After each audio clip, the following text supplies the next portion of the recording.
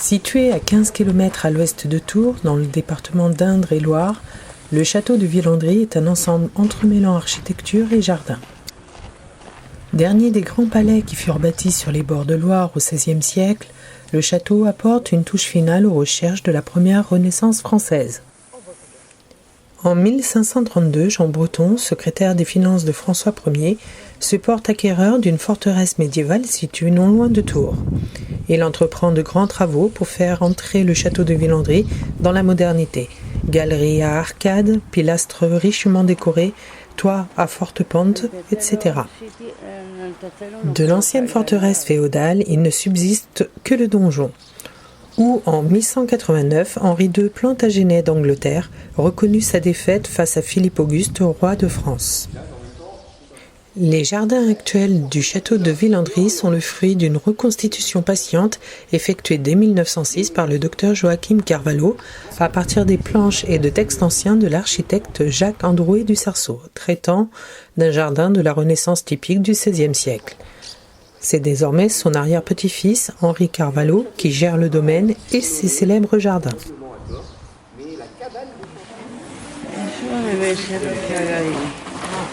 En observant cette maquette, on apprécie l'ampleur des jardins étagés sur 4 niveaux de terrasse, le potager décoratif, le jardin d'eau, le jardin d'ornement et le jardin du soleil, ainsi qu'une vue d'ensemble du château.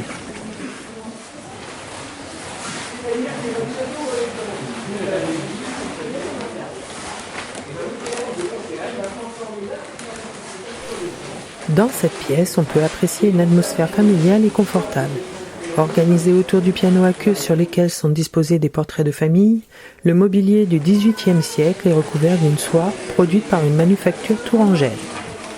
Les boiseries aux murs complètent le décor de la même époque.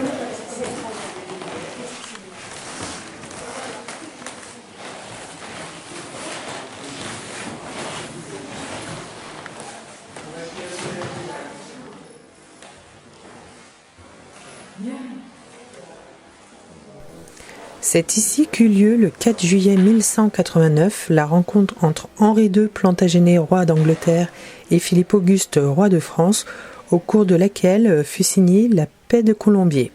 Dans ce cabinet, Joachim Carvalho composait entre autres les plans de culture du potager.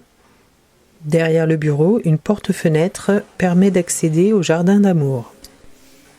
On peut voir un ensemble de meubles, fauteuils, banquettes, bureaux de style empire, couverts de soie rouge.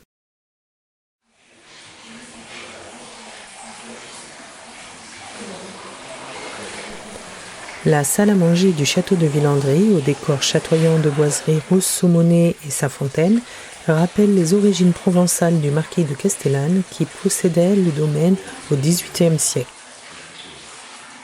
Le sol de marbre est caractéristique des pièces de passage, le parquet étant réservé aux espaces privés. Cette salle à manger a été classée au titre des monuments historiques en 1934.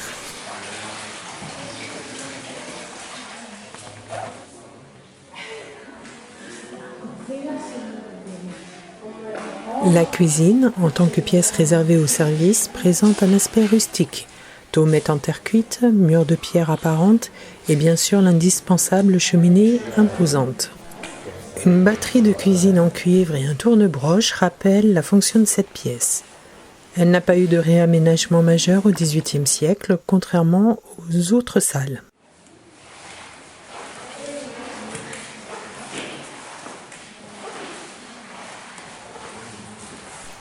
L'escalier d'honneur est un ouvrage d'une grande légèreté, jouant sur le contraste de la blancheur de la majestueuse volée de marche en pierre de tuffeau, avec les volutes de rampes de fer forgé, de couleur sombre, mais d'une grande délicatesse.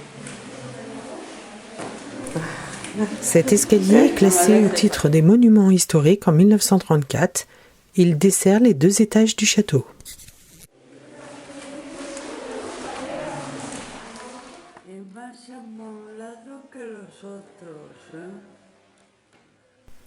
Sous le Premier Empire, le château de Villandry appartint brièvement au frère Benjamin de Napoléon Ier, le prince Jérôme.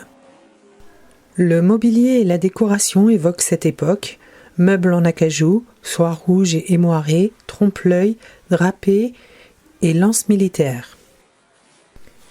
Au centre, un guéridon, œuvre de l'ébéniste Jacob Demeter, orné de médaillons représentant Apollon sur son char entouré de ses muses.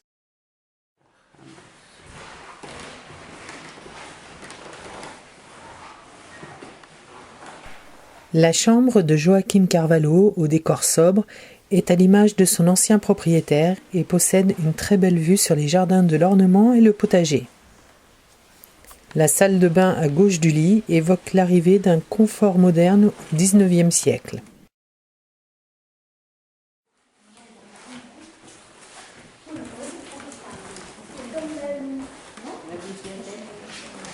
La bibliothèque rassemble des ouvrages et des objets concernant Joaquim Carvalho et sa femme Anne Coleman. L'ensemble donne quelques pistes pour comprendre quels ont pu être leurs parcours, leurs motivations et leurs démarches afin de mener à bien l'œuvre de Villandry.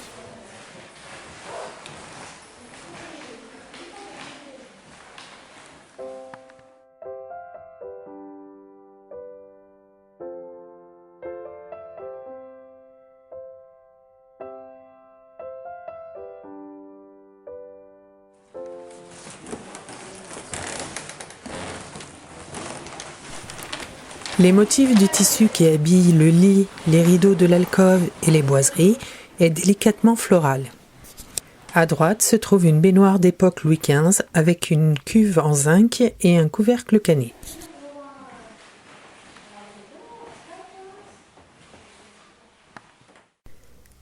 À gauche, on peut observer une coiffeuse.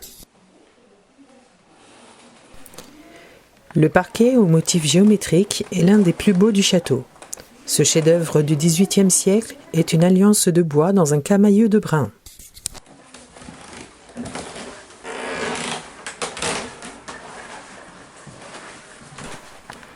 Cette pièce offre l'une des plus belles vues sur le potager décoratif.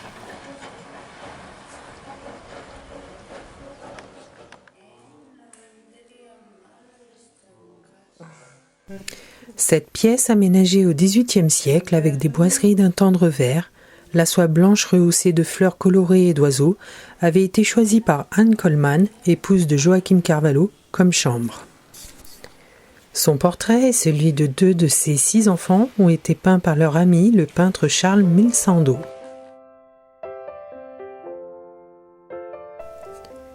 On peut observer 3 sièges américains tapissés de velours vert et une malle portant encore les traces des nombreux voyages d'Anne Coleman.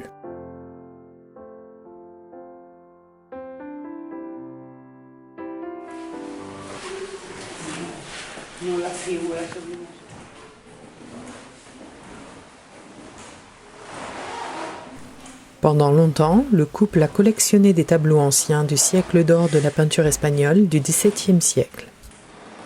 Ils achètent Villandry en 1906 afin d'exposer leur collection. À cause d'héritage, les tableaux sont dispersés. Henri Carvalho, arrière-petit-fils de Joachim, tente de la reconstituer.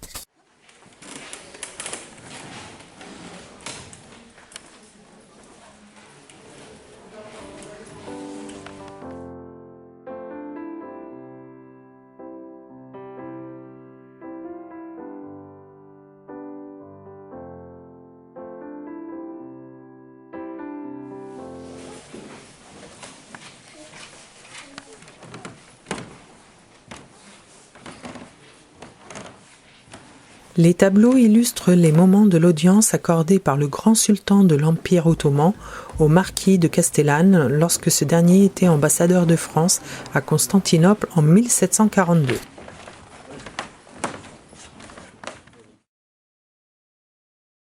On observe un magnifique plafond de style mugédare typique de l'art hispano-mauresque. Cette coupole à caisson provient du palais des ducs de Maqueda, construit au XVe siècle à Tolède. Il fut démantelé en 1905. Joaquim Carvalho acquiert une partie du plafond. Il fallut 1 an de travail pour reconstituer ces 3600 pièces de bois.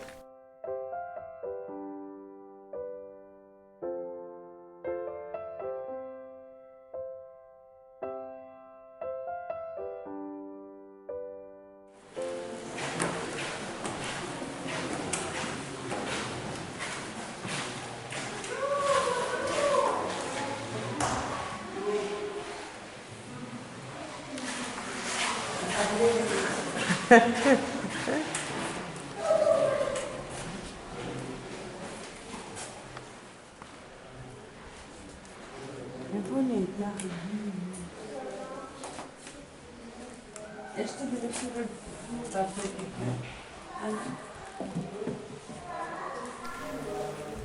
Villandry étant une demeure familiale, 2 chambres étaient réservées aux enfants. Des jouets anciens sont dispersés dans ces 2 espaces, comme des livres, un berceau, des poupées, un cheval à bascule et autres.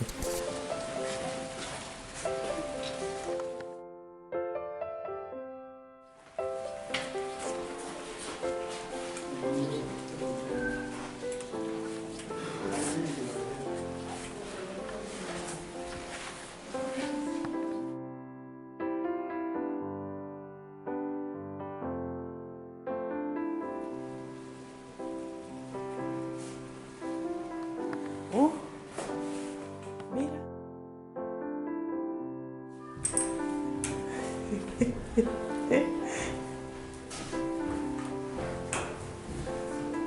No, hay otra cosa ahí arriba. Cette salle, située dans le donjon du château, présentera des témoignages historiques et artistiques de la Renaissance. Notamment un buste de François Ier et une tapisserie du camp du Drap d'Or qui retrace l'entrevue entre le roi de France et le roi Henri VIII d'Angleterre.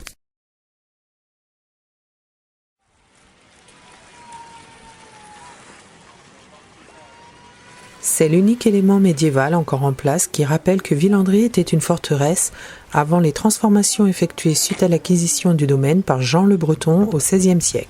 Joachim Carvalho, voulant rendre à Villandry son caractère Renaissance, profita des ouvertures percées au XVIIIe siècle. Dans le village se détache une église romane du XIIe siècle.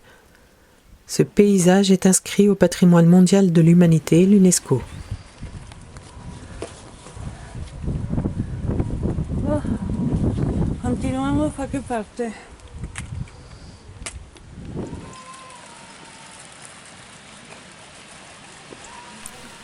Il se déploie sur la seconde terrasse.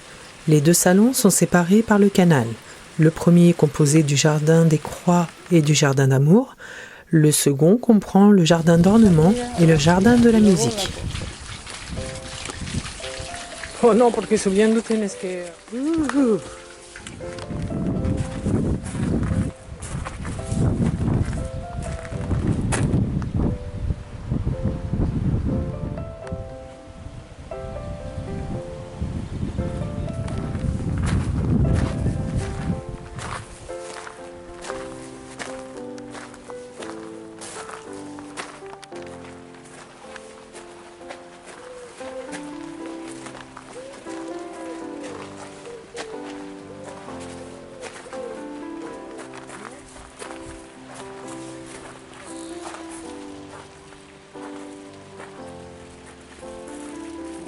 Por ahí.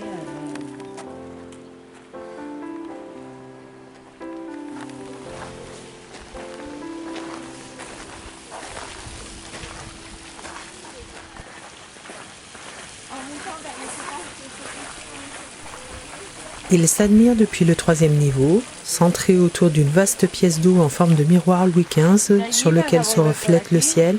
Il est propice à la méditation.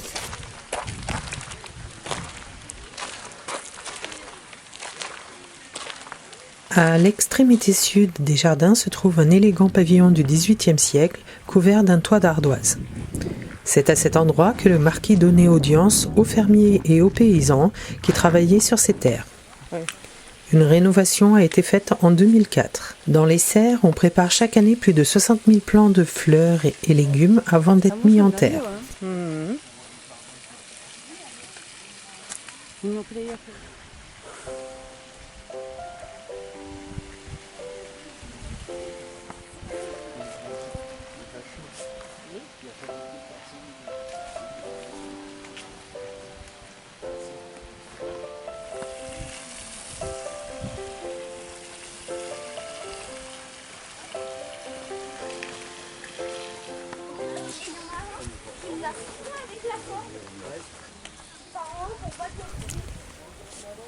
Sur la quatrième et dernière terrasse, le jardin du soleil vous invitera au rêve et à l'évasion dans un jardin où le désordre est soigneusement agencé.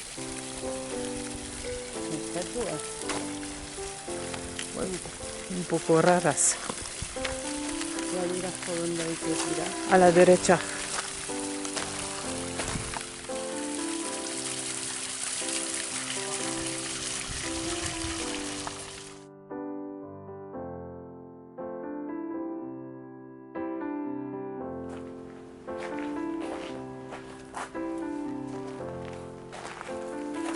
¿Cuánto venimos andando ya?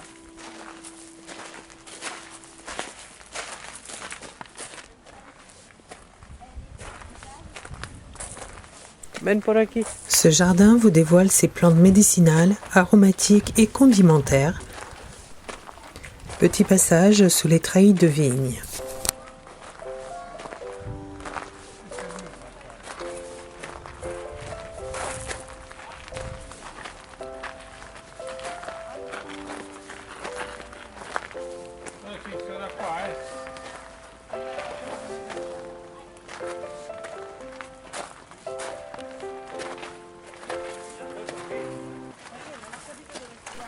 Il s'étend sur la première terrasse. Constitué de 9 carrés de dimensions identiques mais aux motifs différents, il couvre près d'1 hectare du jardin.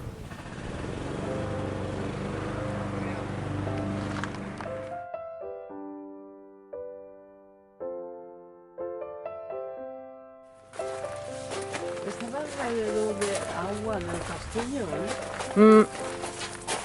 Solo se puede un poco de...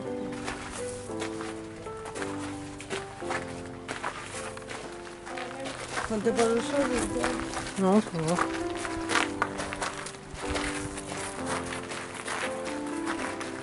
y vivir alguien aquí, ¿no?